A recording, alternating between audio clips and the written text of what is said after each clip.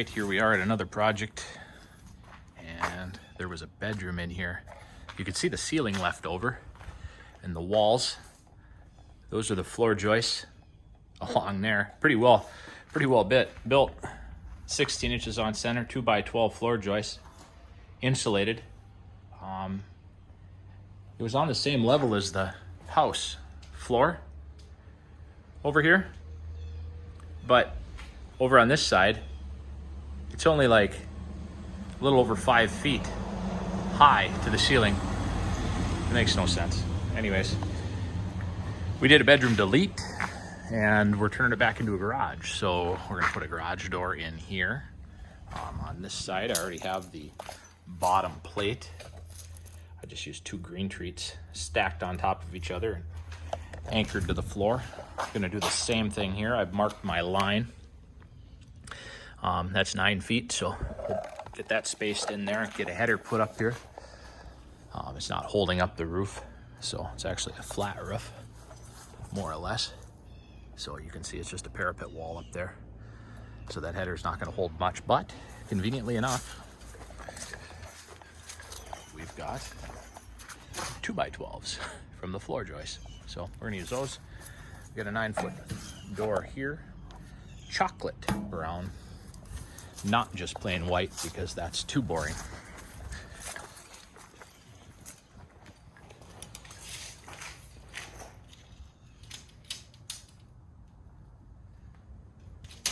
And 3/8.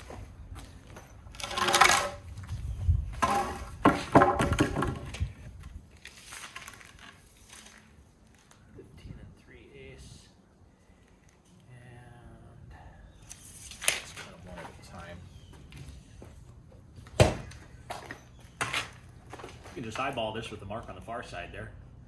Get your side covered. Make sure you're perpendicular here. There's a 90-degree angle. Time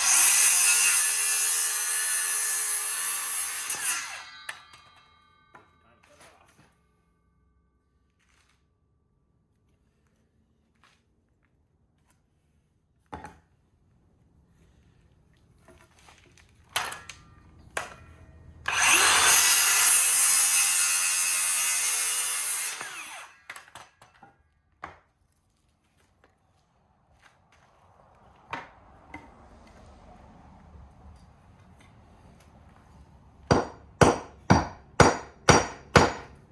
The old anchors had rusted off, so it was flush.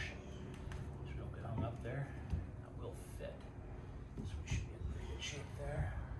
Perfect. All right. Let's get this anchored down. All right. We got the plate now on that part of the wall there. Not looking too shabby here.